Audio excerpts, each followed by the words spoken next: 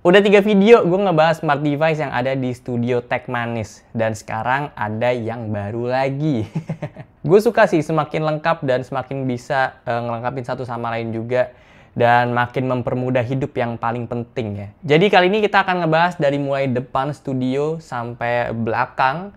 Apa aja smart device yang kita pakai. Jadi kita akan bahas langsung aja masuk ke videonya.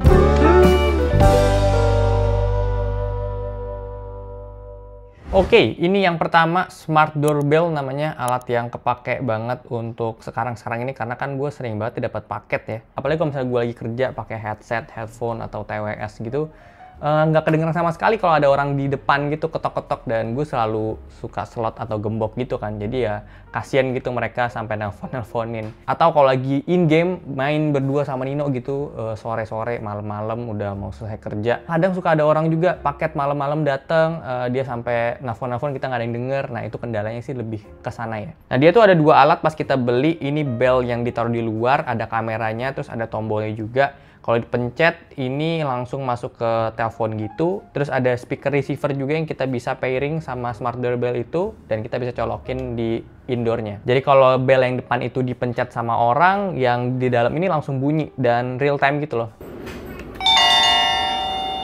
Itu. Jadi sebenarnya ada dua notifikasi yang bisa kita terima ya.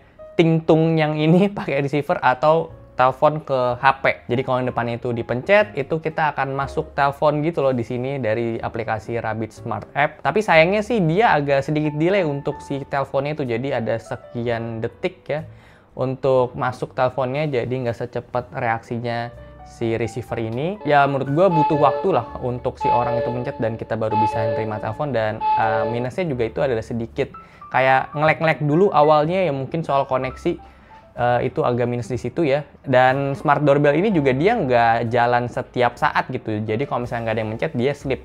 Nah mungkin dari pencetannya itu butuh koneksi dulu ke wifi, dan wifi reaksi ke smart app itu ya butuh waktu lah. Jadi ada gap di situ antara reaksi pas pencet dan kita angkat teleponnya. Tapi ya menurut gue fungsi telepon itu kan kepake banget ketika kita lagi nggak di lokasi. Jadi si abangnya mencet terus langsung masuk telepon ke sini tanpa si abangnya harus tahu nomor telepon pribadi kita. Itu ya penting juga menurut gue. Terus kita bisa langsung perintahin si abangnya mungkin taruh aja di dalam atau lempar gitu kan ya bisa ya. Cara pasang si smart doorbell ini ya bisa langsung ditempel aja gitu karena kita udah dapet di paket pembeliannya kayak alat tempelnya ini, jadi nggak perlu paku-paku atau baut-baut gitu, udah cukup. Dan ini udah cukup rekat kok ya gue tempelin di pagar gua. Dan dia itu ada baterai di dalamnya dan kita bisa lihat monitoring baterainya itu lewat aplikasi. Jadi ini barang yang sangat-sangat berguna buat gua dan bagus juga. Satu harapannya ya bisa dioptimalin lagi lah untuk yang komunikasi dua arah lewat telepon itu. Lanjut, masih di area depan ini ada CCTV PTZ yang bisa gerak kanan kiri dan kita bisa atur pergerakannya itu lewat aplikasi. Ini sebetulnya kan CCTV bukan untuk outdoor ya, tapi so far gue pakai udah 6 bulan, 4 bulan ya. Masih aman-aman aja, gue taruh di luar nggak ada kendala sama sekali. Beda dengan CCTV gue yang lama, yang nggak jelas itu mereknya. Itu disconnect mulu dan ini enggak, dan semuanya itu rekamannya bisa gue lihat per harinya, jadi aman banget. Apalagi dia itu ada motion detector, jadi dia itu ngerekam berdasarkan ada gerakan yang dideteksi sama dia, jadi bisa hemat untuk SD card juga ya. Itu sangat-sangat ngebantu sih, dan jadi hiburan gue juga sih ya, karena kan ya bersyukurnya kantor ini aman-aman aja ya, nggak sampai ada kasus apa kehilangan, dan amit-amit jangan sampai ya, yang mengharuskan gue ngecek CCTV gitu. CCTV lebih kecek untuk kayak paket datang sebelum gua punya doorbell dan tingkah-tingkah lucu dari tetangga sih.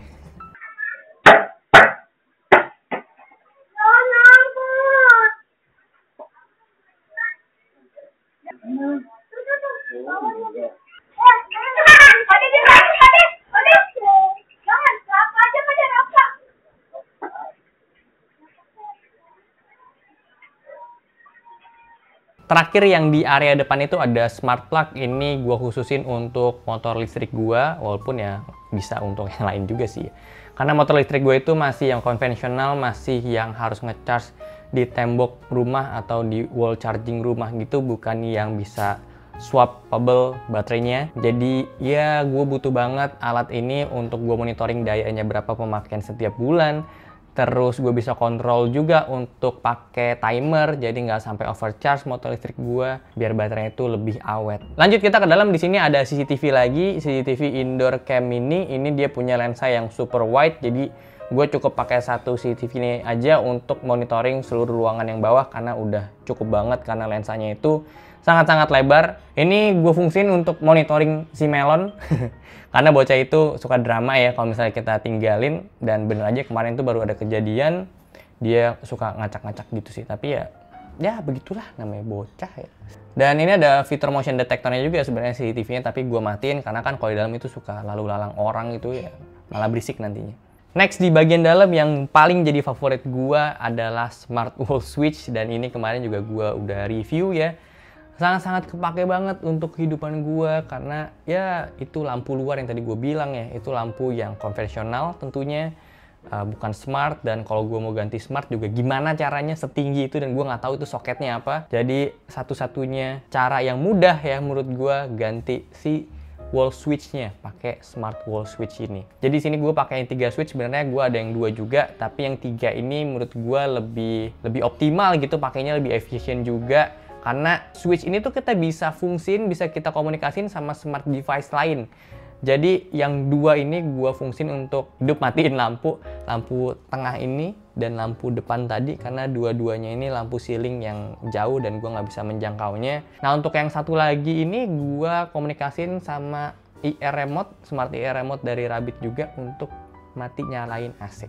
Dan kalau misalnya kalian punya kebutuhan lain dan kalian itu cukup kreatif orang ini, bisa kalian komunikasiin juga sama yang lain-lain. Kayak misalnya smart plug tadi ya, itu bisa juga dikomunikasiin ke situ. Jadi ya sesuaiin aja sama kebutuhan kalian. Dan gue sukanya tuh karena lampu gue yang konvensional ini jadi bisa komunikasi sama Google Home app gitu. Oke Google, turn on main light. Tada. Lanjut agak ke belakang, ini ada kamar mandi ya, sama outdoor belakang itu untuk area service itu gua kasih smart bulb juga, karena itu satu-satunya atau dua-duanya atau tempat yang ceilingnya itu pakai lampu soket E27 yang gampang diakses. Jadi ya gua ganti lampunya pakai smart bulb, dan dua-duanya itu yang Bluetooth juga, jadi murah, bukan yang WiFi, tapi gue tetap bisa kontrol dari jauh karena gue itu ada gateway. Jadi kalau misalnya kalian memang rumahnya mau pakai smart bulb banyak dan nggak mau tekor, ya kalian bisa pakai kombinasi gateway sama yang smart bulb Bluetooth ini. Ya itu sangat-sangat bisa menghemat dibanding kalian pakai yang WiFi semua. Satu smart bulb lagi yang gue pakai ada di sini di belakang kamera. Gue pakai di standing lamp yang IKEA ya. Itu gue pakai Rabbit juga. Tapi gue pakainya yang WiFi di sini, bukan yang Bluetooth, karena yang WiFi itu lebih premium ya. Dia itu bisa nyala yang smooth gitu. Kalau yang Bluetooth kan nyalanya kayak mati, nyala langsung putus gitu, langsung tak gitu, patah. Kalau itu ada dimnya gitu, jadi lebih keren lah untuk warnanya. Dan dia tuh ada fitur scene juga, jadi bisa diatur warna-warnanya itu berubah-berubahnya, transisinya itu lebih smooth dibanding yang Bluetooth. Untuk di atas ini area kerja lumayan banyak ya smart device. Yang paling pertama itu ada power strip. Smart power strip ini tadinya gue pakai brand sebelah ya, Bardi, tapi gue ganti ke Rabbit. Secara fungsi juga sebetulnya ya mirip-mirip, tapi sayangnya si Rabbit ini dia cuma ada 3 soket, sementara Bardi itu 4 soket. Tapi gue lebih suka desainnya si Rabbit ini. Apalagi Rabbit juga dia colokannya udah universal kaki 3. Terus dia juga udah ada USB. USB-nya itu gue pakai untuk nyolokin receiver doorbell tadi ya.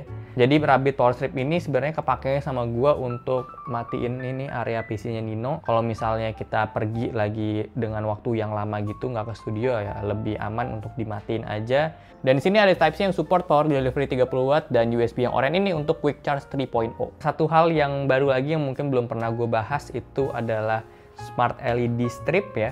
Sebetulnya gue udah pakai smart LED strip di meja Nino tuh. Nino pakai LED strip tapi dari Wish ya, Philips. Memang bagus, tapi ada satu fitur unggulan dari si Rabbit punya LED strip. LED stripnya Rabbit itu di aplikasi kita bisa atur per zonanya. Jadi per LED-nya bahkan ya mungkin ya itu kita bisa atur warnanya.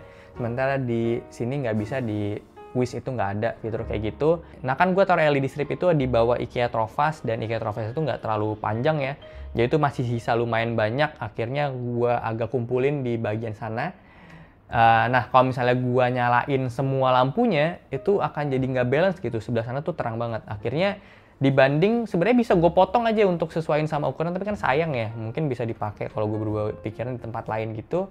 Jadi ya gue matiin aja untuk sebagian LED yang ada di bagian sana. Jadi warna itu tetap imbang gitu. Dia sistemnya nempel, kita tinggal peel off aja untuk bagian stiker di belakangnya, dan ini cukup rekat juga. Yang di bawah ini nggak ada yang copot-copot sih, tapi yang sebelah sana karena gue lingker-lingkerin itu agak sedikit copot. Dia ini Bluetooth sama kayak bulb yang bawah ya, jadi bisa connect juga ke gateway. Jadi isi gateway gue itu ada 3 lampu, 2 lampu bawah sama 1 lampu LED strip. Terakhir ini ada remote switch. Sebenarnya ini nggak terlalu kepake sama gue ya, karena gue lebih suka lewat aplikasi atau atur lewat Google Assistant saja. Ini remote kepake kalau misalnya kalian emang mau satset klik-klik gitu ya, matiin lampu, tapi kan gue nggak kayak gitu. Gue buat satu automation yang mungkin bisa kepake sama kalian yang kerja tiap hari, office hour, terus pulangnya sore.